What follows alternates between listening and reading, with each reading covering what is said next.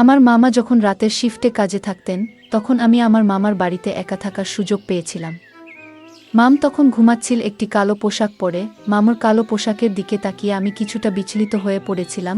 তাকে অনেক সুন্দর লাগছিল, কিন্তু নিজেকে শান্ত রাখার চেষ্টা করলাম। মামার দুই মেয়ে, তাদের দেখতে অসম্ভব সুন্দর। তারা আমার বয়সী। তারা আমাকে খুবই ভালোবাসত এবং আমাদের মধ্যে বন্ধুত্বপূর্ণ সম্পর্ক ছিল। একদিন রাতে মাম আমাকে তার রুমে ডাকল। তখন বাড়িতে মামা ছিল না। আমি মামুর রুমে গিয়ে দেখি মাম আর তার দুই মেয়ে সে জেন গুজে আমার জন্য অপেক্ষা করছিল।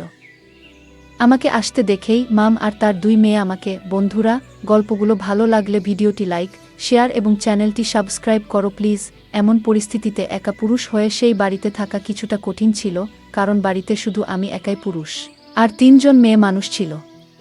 মামি এবং তার মেয়েরা বেশ গোপনীয়তার সাথে তাদের জীবনযাপন করত।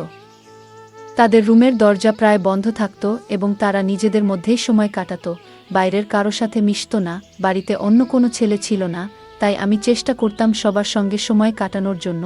মামির দুই মেয়ের জীবনযাত্রার ধরন আমাকে অনেক কিছু শিখিয়েছিল। একবার মাম বলেছিলেন তারা নিজেরা সময় কাটাতে ভালোবাসে এবং নিজেদের মতো করে থাকতে পছন্দ করে। আমার মনে একটা প্রশ্ন জেগেছিল, কিন্তু মাম সবসময় তা হেসে এড়িয়ে যেতেন, যেন এর পেছনে কিছু রহস্যময় ছিল। এটা আমার জন্য একটা নতুন অভিজ্ঞতা ছিল।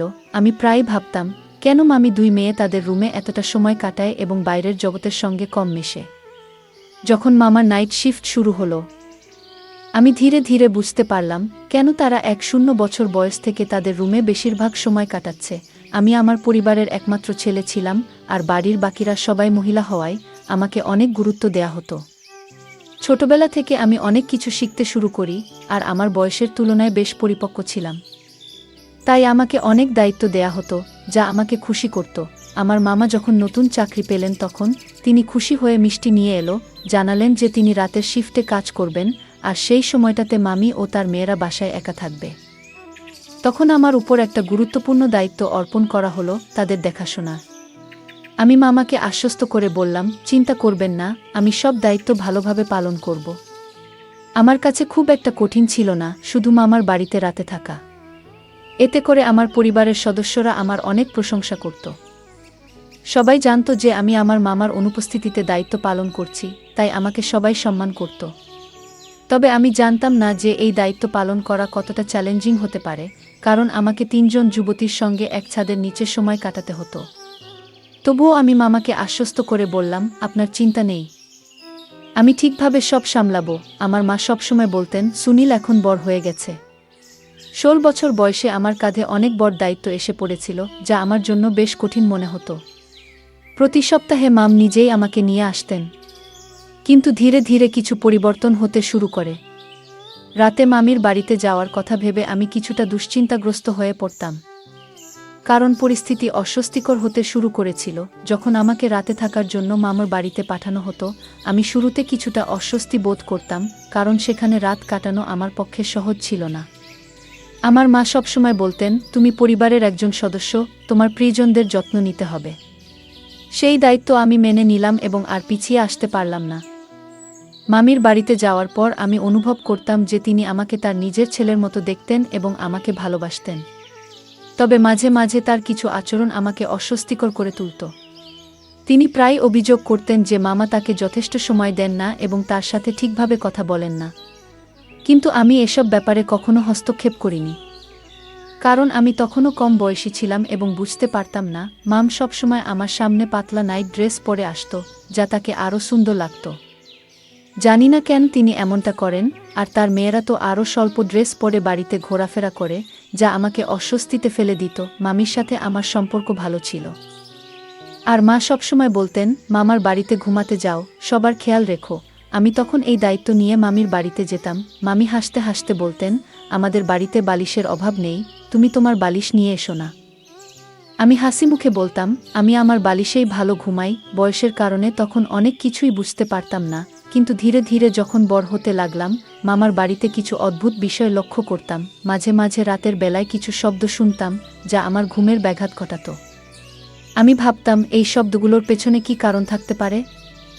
মামাও তো বাড়িতে নাই, তাই আমি কোনো সিদ্ধান্তে পৌঁছাতে পারতাম না। মামার বাড়ি আমার জন্য এক ধরনের অদ্ভুত ও অস্বস্তিকর পরিবেশ সৃষ্টি করেছিল, যেখানে শান্তিতে থাকা আমার পক্ষে কঠিন ছিল। তার মধ্যে আবার মামা আর তার 2 মেয়ে আমার পিছনে লেগেই আছে। যাই হোক, আমি মামির বাড়ির কিছু অদ্ভুত আওয়াজ শুনে কৌতূহলী হয়ে পড়েছিলাম।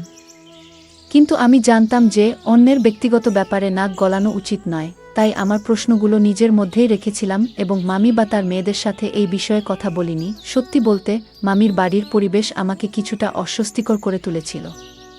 ছোটবেলা থেকেই আমার মা আমাদের শালীনতা এবং শালীন পোশাকের শিক্ষা দিয়েছিলেন, যা আমাদের পরিবারের একটি সাধারণ রীতি ছিল।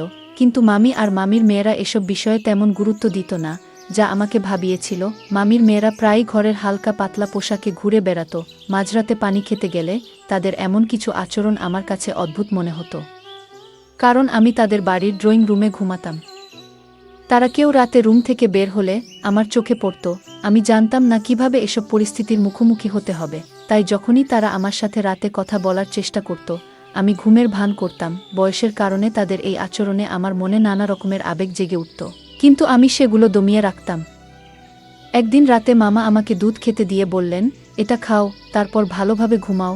আমি দুধ খেয়ে রুমে ফিরে গেলাম, কিন্তু তখনও কিছু অদ্ভুত শব্দ শুনতে পেলাম। ফ্যান বন্ধ করে দেওয়ার পর শব্দগুলো আরও পরিষ্কারভাবে শোনা যাচ্ছিল, যা আমাকে কিছুটা বিচলিত করে তুলল। আমি ভাবতে শুরু করলাম, এখানে কি ঘটছে? আমি তখন নিজেকে শান্ত করার জন্য একটু হাঁটাহাঁটি শুরু করলাম। অজান্তেই আমি মামি মেয়েদের রুমের কাছে চলে এলাম এবং দরজার কাছে থেমে গেলাম। শব্দগুলো মনোযোগ দিয়ে শুনে আবার কিছুটা ভয় পেয়ে গেলাম।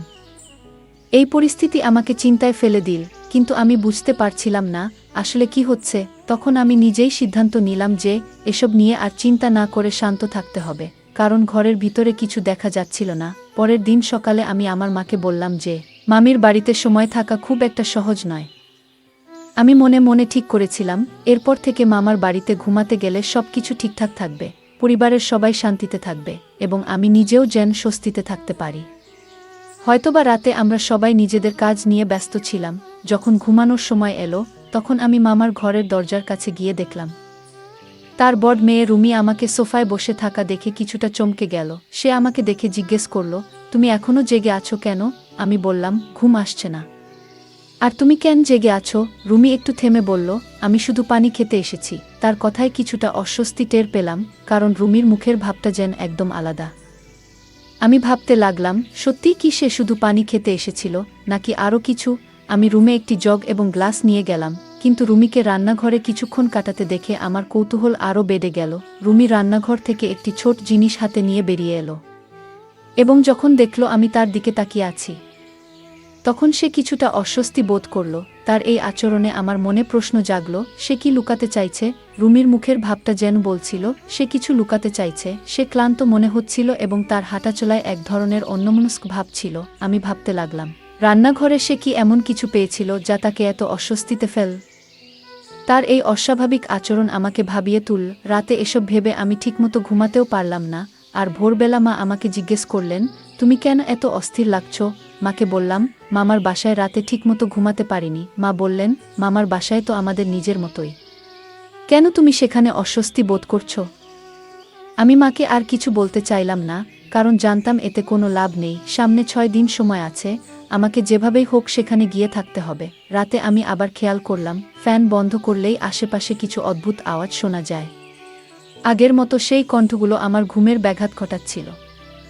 আর আমি ভাবছিলাম, আসলেই কি হচ্ছে? ফ্যান বন্ধ করে দিয়ে চেষ্টা করলাম, হয়তো এবার আমি ঠিকমতো আওয়াজের উৎস বুঝতে পারবো। রাতের অদ্ভুত আওয়াজগুলো আমাকে বেশ ভাবিয়ে তুলেছিল। কি হতে পারে এসবের পেছনে? আমি যখন আমার মামার বাড়িতে গিয়েছিলাম, তখন এক অদ্ভুত পরিবেশ টের পেয়েছিলাম। কম্বল মুড়িয়ে শুয়ে থাকার সময় খেয়াল করলাম, রুমি চুপচাপ ঘরের বাইরে উকি দিয়ে দেখল আমি ঘুমিয়ে আছি কিনা। কিছু না বুঝেই সে সিঁড়ি বেয়ে ছাদে উঠল। তার এই আচরণ আমাকে কৌতূহলী করল। তার ছাদে যাওয়ার পেছনে কি কোনো বিশেষ উদ্দেশ্য ছিল, নাকি আমাকে কিছু বোঝাতে চাচ্ছিল? আমি জানতাম, মামির মেয়েরা যদি কিছু ভুল করে, এর দায়ভার আমার উপর পড়বে। তাই ঠিক করলাম, আমি সতর্ক থাকব। মামা আমাকে দায়িত্ব দিয়ে গেছেন, তাই এটা পালন করাও আমার কর্তব্য। পরের রাতে যখন রুমি আবার ছাদে গেল, আমি তার পিছু নিলাম। বারান্দায় গিয়ে যা দেখলাম তা দেখে আমি চমকে উঠলাম। রুমি কিছু একটা করছিল, যেটা আমার নজর এড়িয়ে যাচ্ছিল না। আমি তার সামনে দাঁড়াতেই সে ভয় পেয়ে গেল এবং ছাদ থেকে তাড়াতাড়ি নেমে এলো। আমি তাকে প্রশ্ন করলাম, তুমি এখানে কি করছো? রুমি ভয়ে ভয়ে বলল, তুমি কে আমার কাজ নিয়ে প্রশ্ন করার? যা করছো সেটা করো। তার আচরণে আমি হতবাক হয়ে গেলাম। তখনই সে হঠাৎ আমার পায়ের কাছে পড়ে গেল এবং অনুরোধ করল, পাপাকে কিছু বলো না, তুমি কিছু জানো না। তার এই কথা শুনে আমি থমকে গেলাম। কি এমন হতে পারে যা সে এত লুকাতে চাচ্ছে? রুমির কথায় আমার কৌতূহল আরও বেড়ে গেল। এটা কি সত্যিই মামির সাথে কোনো সম্পর্কিত ব্যাপার, নাকি কিছু অন্যরকম? তার এভাবে অনুরোধ করাটা আমাকে আরও চিন্তায় ফেল, কিন্তু আমি কিছু না বলেই চুপ করে থাকলাম। বুঝলাম এই রহস্যের পেছনে আরও কিছু আছে যা আমি জানতে চাই। আমি নিজেকে খুব অস্থির অনুভব করছিলাম। যখন রুমি আমার সামনে হাত জোট করে অনুরোধ করল, বাবাকে কিছু বলো না, এতে আমাদের অবস্থা আরও খারাপ হবে, সে আমাকে বলল, তুমি তোমার রুমে যাও, আর কখনোই ছাদে আসবে না। রুমির এই কথায় আমার মন অস্থির হয়ে গেল। কারণ আমি কখনো ভাবিনি যে আমার মামার সাথে এমন কিছু ঘটতে পারে। আমি রুমির কথায় বিশ্বাস করেছিলাম, কিন্তু যা ঘটছিল তার সত্যতা যাচাই করা আমার জন্য জরুরি হয়ে পড়ল। রাতের সেই ঘটনার পরদিন সকালে আমি বাসায় ফিরলাম, কিন্তু রুমির চিন্তায় সারাক্ষণ তাড়িত হতে থাকলাম। কিছুক্ষণ পর আমি আবার মামার বাড়িতে গেলাম, কিন্তু এবার দরজায় রিং না করে মামা আমাকে যে চাবি দিয়েছিল তা ব্যবহার করে ভেতরে ঢুকলাম। ভেতরে যা দেখলাম তা দেখে আমি স্তব্ধ হয়ে গেলাম। আমি জানতাম না যে আমার মামামি তাদের সৎ মা ছিলেন। তার আসল বোনের মৃত্যু হলে মামিকে তাদের দেখাশোনার দায়িত্ব নিতে হয়েছিল।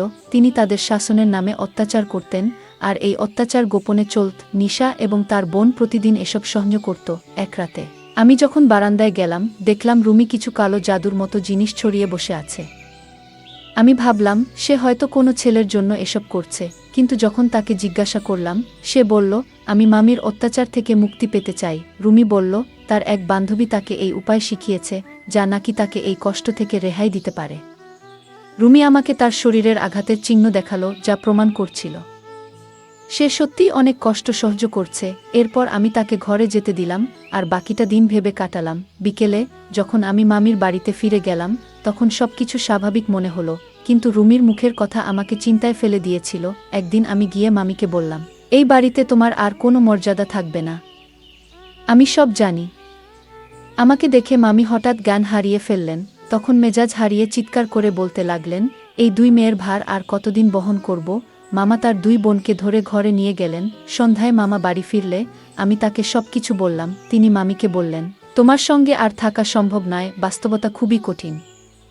একজন সৎ মা কেমন হতে পারে তা আমরা অনেকেই জানি, কিন্তু যখন তিনি এতটা নিষ্ঠুর হয়ে ওঠেন যে নিজের মেয়েদেরও নির্যাতন করেন, তখন তা সত্যিই অমানবিক। এটা আমাদের সমাজের এক কঠিন বাস্তবতা যে অনেক সময় সৎ মায়েরা প্রথম স্ত্রীর সন্তানদের সাথে অন্যায় আচরণ করেন। শিশুরা কেবলমাত্র ভালোবাসারই পিপাসু, আর এই ভালোবাসার অভাব তাদের জন্য ভীষণ ক্ষতিকর হতে পারে। জীবনের যে কোনো পরিস্থিতিতে আমাদের আবেগ ও চিন্তাভাবনা নিয়ন্ত্রণ করা উচিত, এবং অন্যের ব্যক্তিগত বিষয়ে সীমা লঙ্ঘন করা উচিত নয়। কারো গোপনীয়তা বা ব্যক্তিগত সমস্যায় হস্তক্ষেপ আমাদের জন্য ক্ষতিকর হতে পারে। তাই সঠিক ভুলের মধ্যে পার্থক্য বুঝতে শেখা উচিত, বিশেষ করে চ্যালেঞ্জিং পরিস্থিতিতে। এই গল্পটি আমাদের শেখায় কঠিন সময়ে ধৈর্য ধরে সঠিক সিদ্ধান্ত নেওয়া কতটা গুরুত্বপূর্ণ। এতে ভবিষ্যতের সমস্যাগুলি এড়ানো সম্ভব হয়। গল্পটা কেমন লাগলো জানাতে ভুলবে না। আরও মজার মজার রোমান্টিক গল্প শুনতে চাইলে ভিডিওটি লাইক, শেয়ার এবং চ্যানেলটি সাবস্ক্রাইব করতে এবং বেল আইকনটি ক্লিক করতে ভুলবে না। ধন্যবাদ।